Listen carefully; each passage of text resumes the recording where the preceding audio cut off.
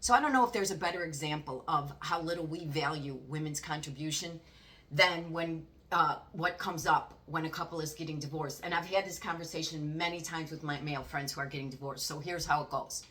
They'll be saying, yeah, they're getting divorced, blah, blah, blah. Conversation goes on. And she's going to get half my shit. And she sat on her ass the whole time we were together. She was home, not doing anything. I was out there working my ass off, and now she's going to get half. And this is what I always ask them. How are your kids?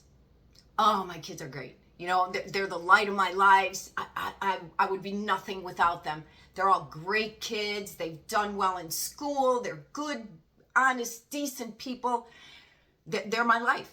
I couldn't be prouder. And so then I asked them, were they raised by feral cats?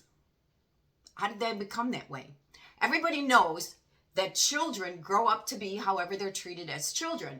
If they're ignored, neglected, abused, not given love, whatever it is, they're going to really struggle. They're going to have a hard time in life. And those are the kids that, you know, a lot of times they end up with drug, alcohol problems, not doing well in school, all kinds of problems, right?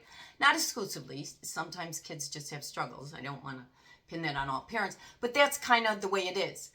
And so I asked them, so to the men getting divorced, your most treasured thing in your life, the thing you can't live without, is these wonderful children.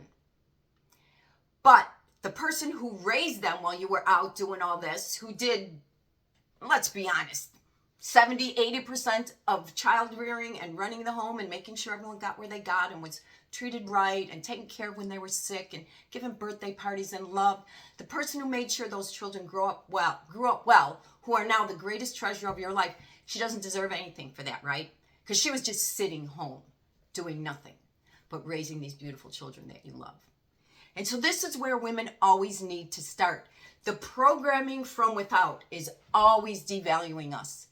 We have got to be the ones to stop and really take a look at this and say, bullshit. I'm not putting up with this anymore.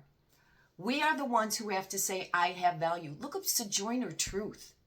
Ain't I a woman too? Imagine at that time, at that place, being told who she was. And she said, you're all wrong. I deserve to be treated well too. Let's breathe in Sojourner's spirit and start standing up for ourselves and our rights. Hold your head up. We're women. We can heal this world. We got to heal ourselves first. It starts with being kind to yourself. I always say it. That's how it started with me. Not that I'm anywhere near completely healed. But when I started to love myself was when I just started being a little bit kinder to myself every day. Be kind to yourself today. You're worthy of it.